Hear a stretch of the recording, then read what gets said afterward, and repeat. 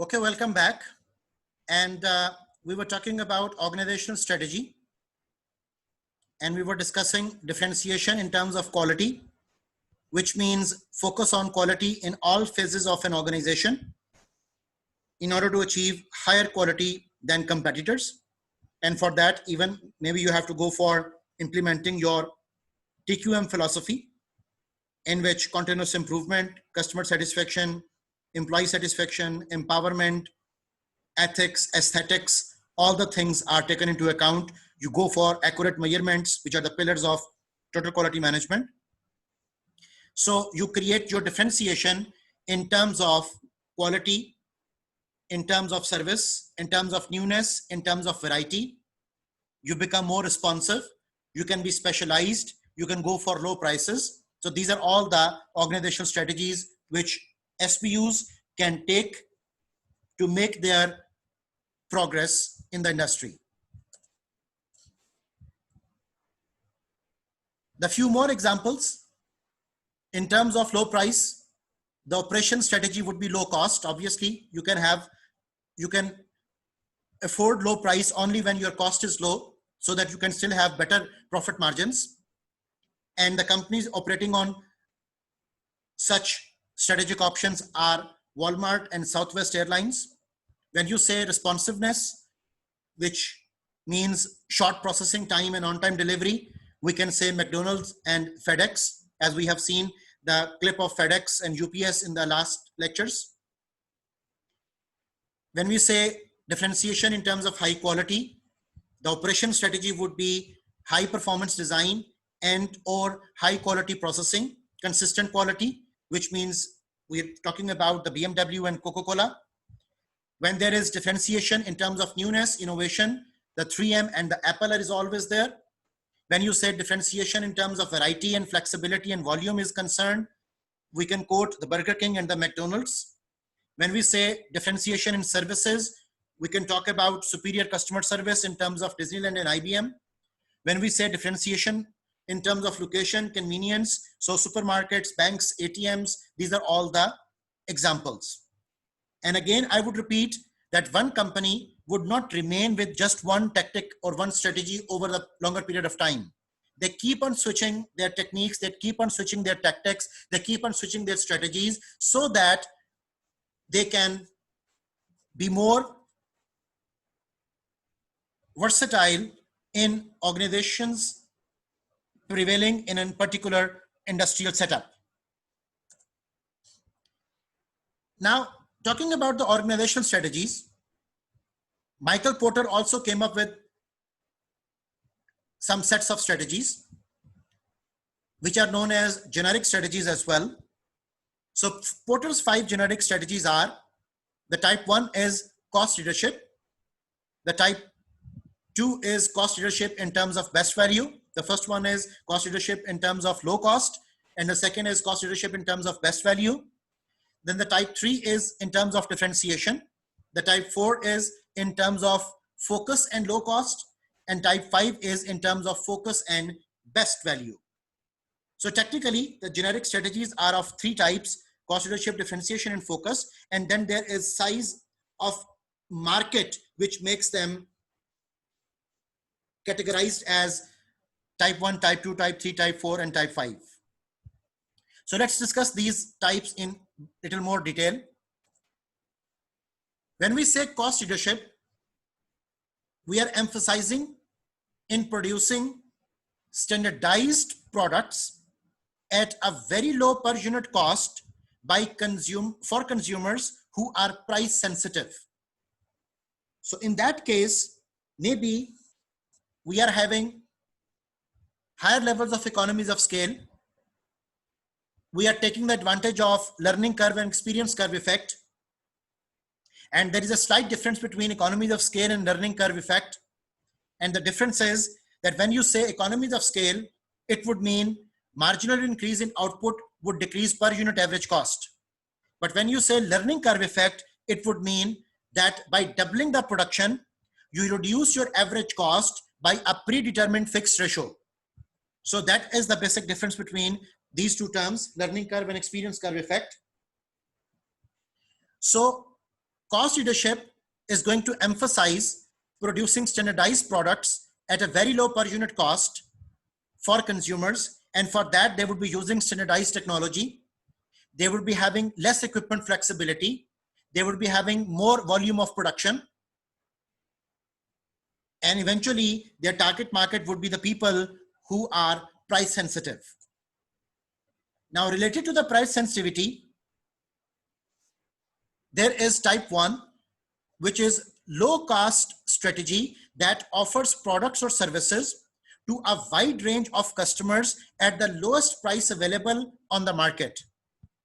But when you say type 2, it means best value. There is a difference between low cost and best value. So the best value would mean that strategy that offers product or services to a wide range of customers at the best price value available on the market. Now, in the type 2, it is not just the low price product. It is the best value product in the given price, which means that in terms of type 2, the best value, the value proposition in the minds of the customers is having higher value as compared to the products which are offered as a low cost strategy. The type 3 is talking about differentiation.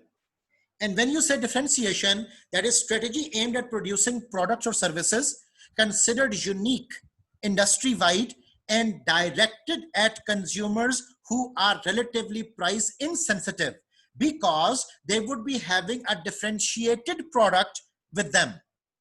And that differentiation would create their satisfaction. That differentiation would give them the impression of having or enjoying a particular status, and they are price insensitive. Whatsoever is the price, they can pay it just to get the difference from the common industrial products, and they want to be different among other customers. When you say type 4, it would mean low cost focus strategy that offers products or services to a niche group, which is a focus group of customers at the lowest price available on the market. They're targeting a particular customer type and yet they are low priced. And when you say type 5, it means best value, which means best value focus strategy that offers products or services to a small range of customers at the best price value available on the market. Now, these are the 5 options as narrated by Michael Porter. And he said that different companies can be having different strategic options among these 5 types for creating their sustainability and by ensuring their long-term survival and above average return. And obviously to meet up their strategic, financial, and operational objectives. Now let's see when to use the cost leadership strategies. It says that to employ a cost leadership strategy successfully, a firm must ensure that its total costs across its overall value chain are lower than the competitor's total cost. And obviously for that cost advantage, you have to reduce your non-value added costs first of all, because non-value added costs are the costs which you would not be able to recover most of the time. So by adopting total quality management techniques, by going for implementing just in time, by adapting Jidoka Kanban techniques, you can go for reducing your non-value added costs in particular. Now the cost leadership strategies can be adopted in 2 ways. Number 1, perform value chain activities more efficiently than rivals and control the factors that drive the costs of value chain activities. And when we are talking about value chain, obviously we are referring to corporate value chain, in which there were 2 types of activities, primary and support. And we also discussed that among primary and support activities, there are 2 types of costs, value added costs and non-value added costs. And the first point is referring to the reduction of those non-value added costs in the corporate value chain. So for the better understanding, Read this sentence again with me.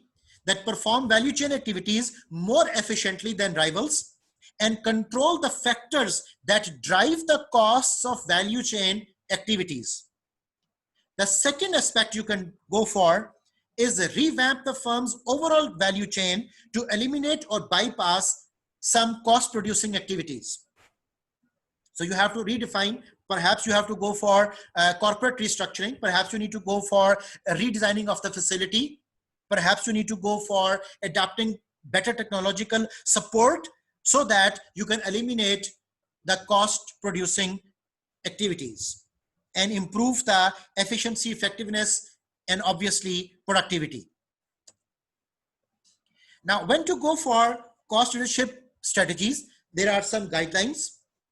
And the first point is that when price competition among rival sellers is especially vigorous. So if you see in the industry that there is a price competition going on, the competitors are reducing the price, so you need to go for cost reduction. Number two, when there are few ways to achieve product differentiation that have value to buyers. So if differentiation cannot be taken into account, so you need to go for reducing the cost then. And number three, when most buyers use the product in the same way, when buyers incur low costs in switching their purchases from one seller to another, these are all the times when you need to go for cost leadership strategies. But remember, there is a criticism related to cost leadership. And the criticism is that only one firm in the industry can actually achieve the cost leadership. I repeat again, that only one firm in the industry can achieve the cost leadership in a given time. Why one firm? Because once a firm is cost leader, the other would always be the cost followers. Now let's look on the differentiation, that when and why we need to use differentiation strategies. When you say differentiation strategies should be pursued only after a careful study of buyers' needs and preferences to determine the feasibility of incorporating one or more differentiating features into a unique product that features the desired attributes. As you know, when you talk about product attributes and service attributes, there are two terms we need to understand, and one is order qualifying and the other is order winning. Supposedly, in a computer hardware shop, there are different keyboards available. And I want to buy a particular keyboard with a particular color, with a particular design. In that particular shop, all the keyboards are functional. All the keyboards are there to be sold. All the keyboards are working. So we would say that all the keyboards have qualified the order to be placed in the market. But out of all those keyboards, there is one keyboard with a particular color, with a particular design, with a particular technological advancement. So that would be order winning attribute, which would be differentiating that particular keyboard from the rest of the keyboards in that particular shop.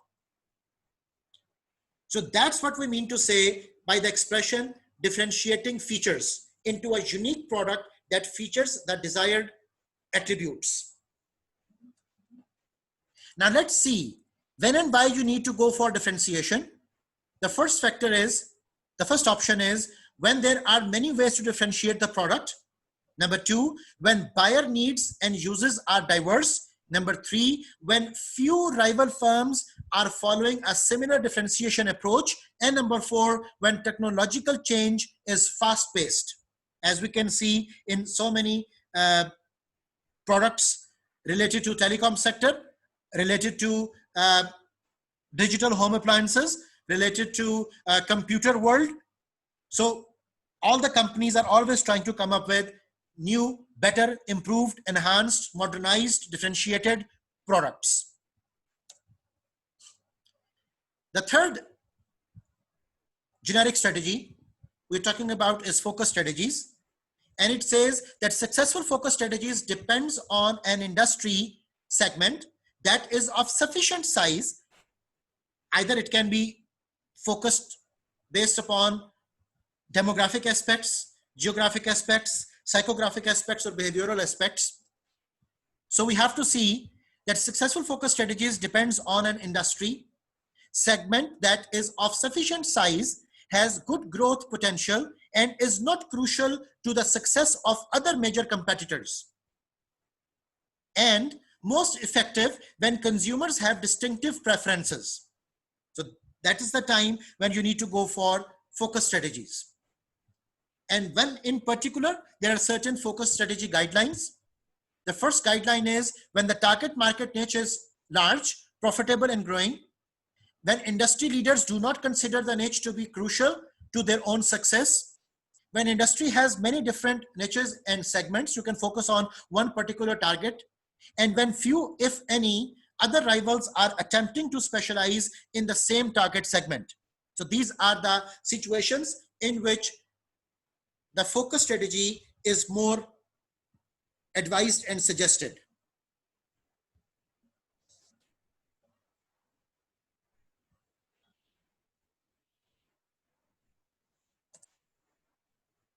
Now, we are looking at the industry forces, and we are going to associate these industry forces with the generic strategies, which are cost leadership, differentiation, and focus. And initially, we also discussed the same expression in terms of the three companies as well. We talked about Walmart, we talked about Apple, we talked about Starbucks. And now again, we're going to talk about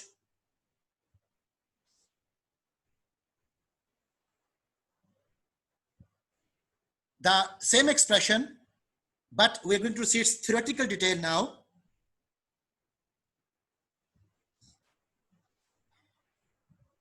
Let's look at the first one, industry force, which is entry barriers.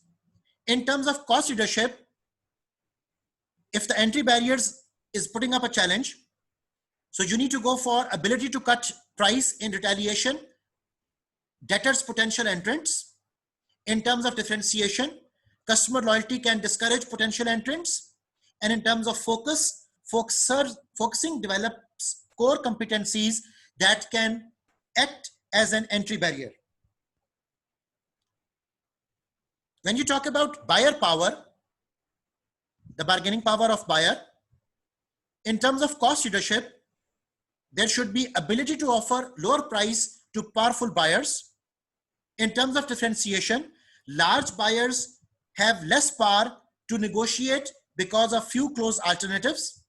And in terms of focus, large buyers have less power to negotiate because of few alternatives. In terms of bargaining power of supplier, if you have to go for cost leadership, you need to adopt better insulated from powerful suppliers by even obviously having either backward vertical integration or win-win collaborations with your suppliers.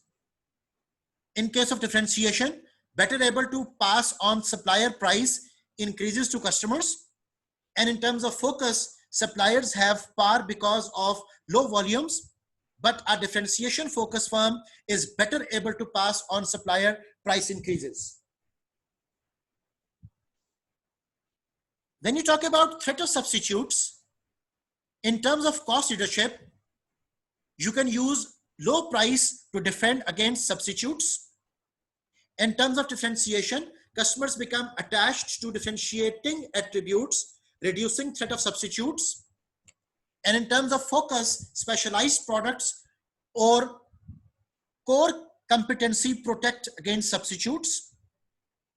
And last but not the least, if the rivalry is putting up a challenge, if the rivalry is brutal, the cost leadership strategy would be beneficial when you are better able to compete on price. Differentiation would be beneficial when you are brand loyalty to keep customers from rivals, and the focus would give you benefit when rivals cannot meet differentiation, focused customers' needs should be focused upon.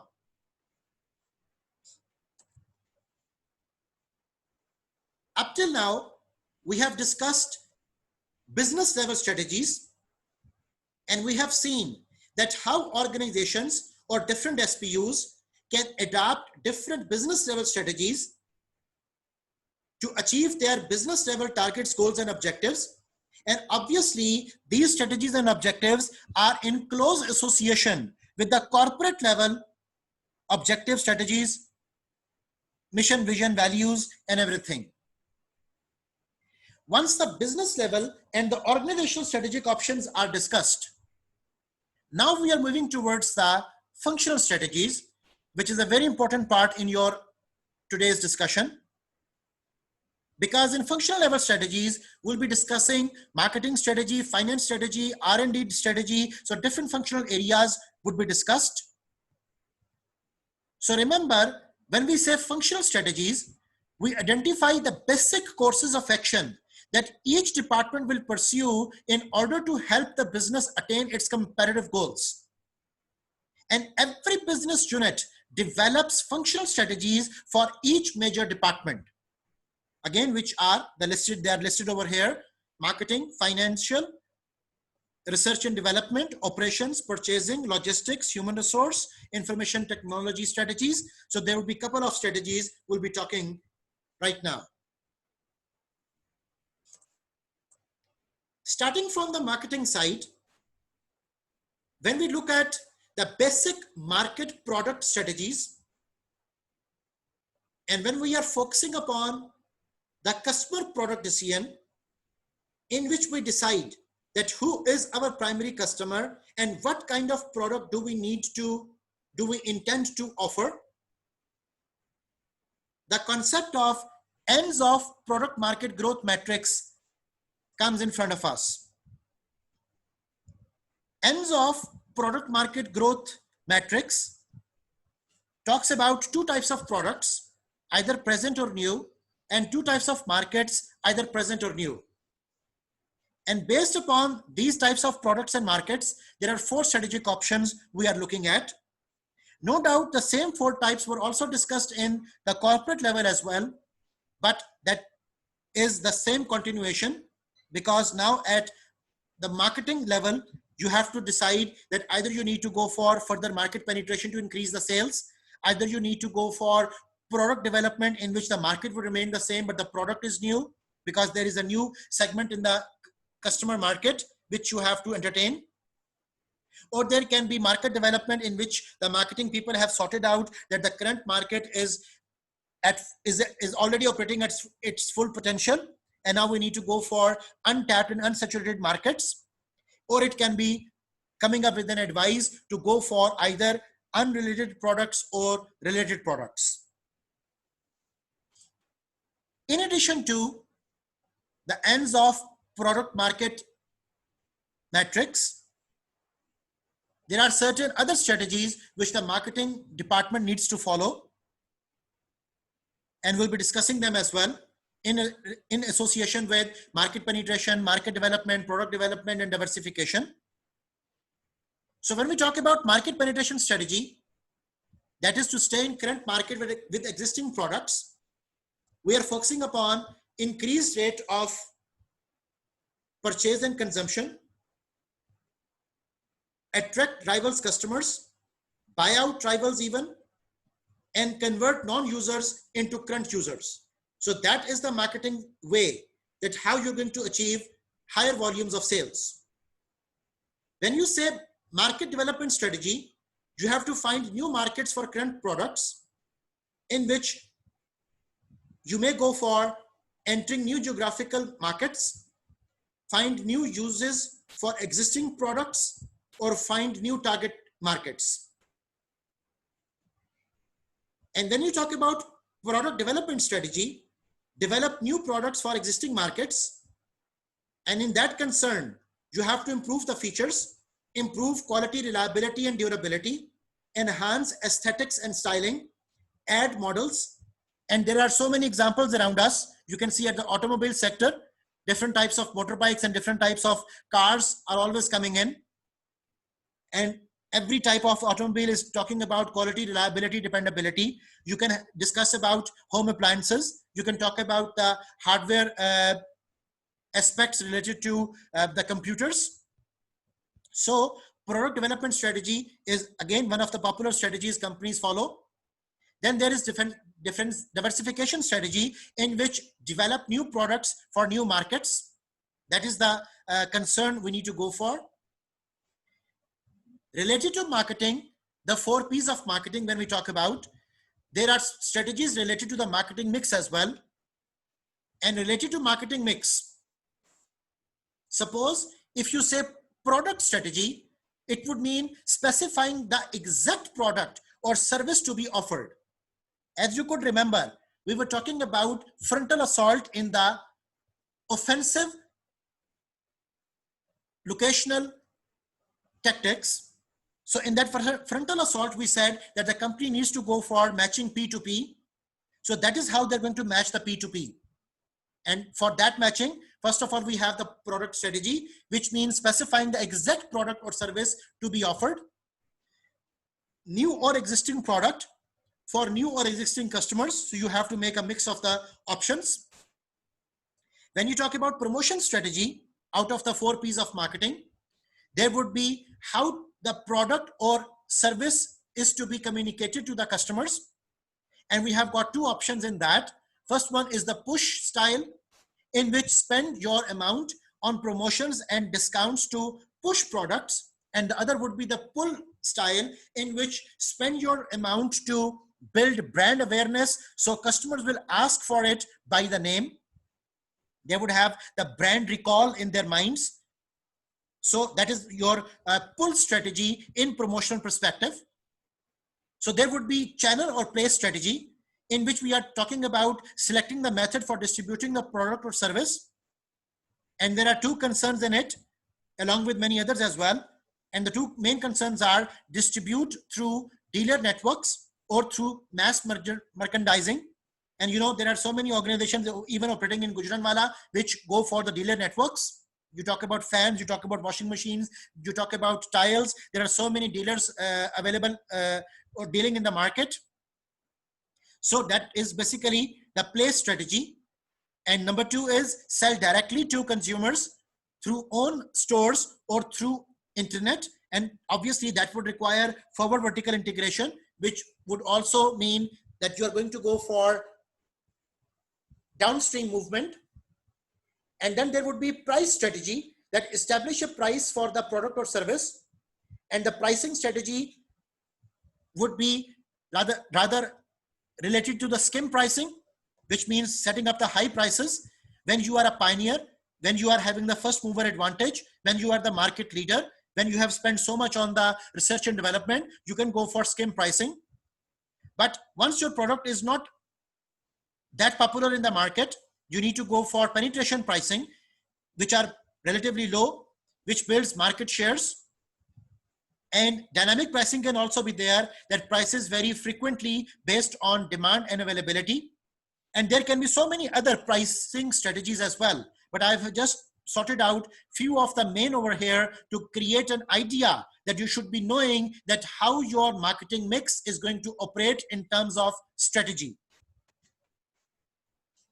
Now let's look at the financial management side. When you talk about financial management strategies, that can be like categorized into 2 broad aspects: capital acquisitions and resource allocations. When you talk about capital acquisitions related to the finance and financial management, we can talk about debt leverage, stock sales, and gains from operations. We can talk about equity financing and preferred for related diversification, which is preferred for related diversification.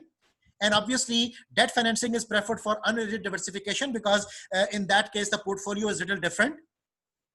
Then can we grow or rely on our internal cash flows only? Do stock sales dilute ownership control? Does a large debt ratio cripple future growth? Does strong leverage boost earnings per share?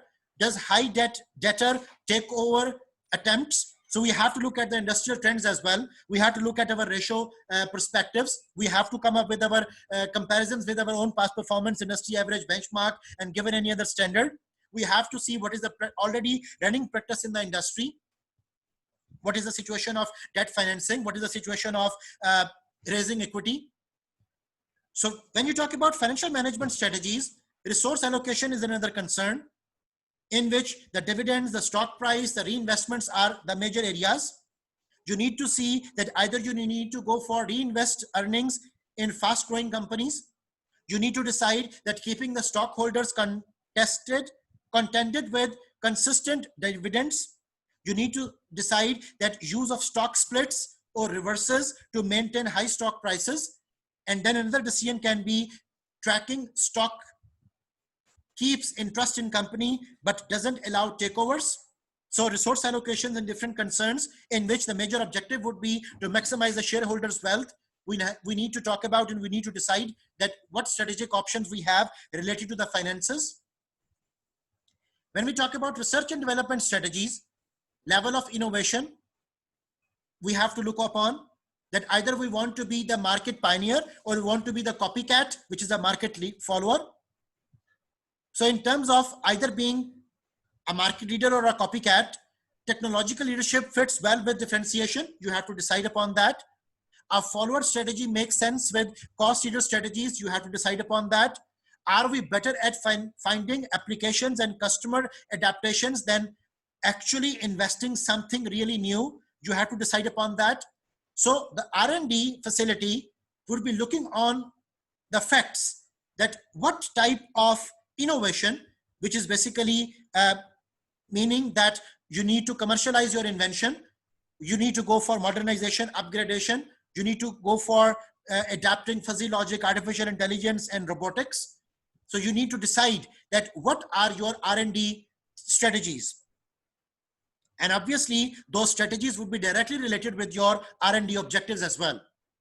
So different types of R&Ds, basic product process, you have to look upon this as well. Either you need to improve the process, you need to go for product, because remember, there is not only product innovation, there is also process innovation as well. So where is the firm's historic expertise, the past advantage, the comparative advantage you have? How competent are the R&D personnel? You have to see and decide upon that as well. Then there would be acquisition of technology, which means internally developed versus acquired from outside, which means that either you need to go for technology scouts, which means that you need to come up with incorporation of the new and advanced technologies, and you need to track the technology improvements. Then the strategic technology alliances you might have developed with other firms, and you might go for acquiring minority stake in promising high-tech ventures. So these are all the concerns which would be linked with the research and development strategies. Coming to the operations detail, which is again one of the major areas. And in the start of the discussion today, we also talked about the linking of operations with all the other functional areas.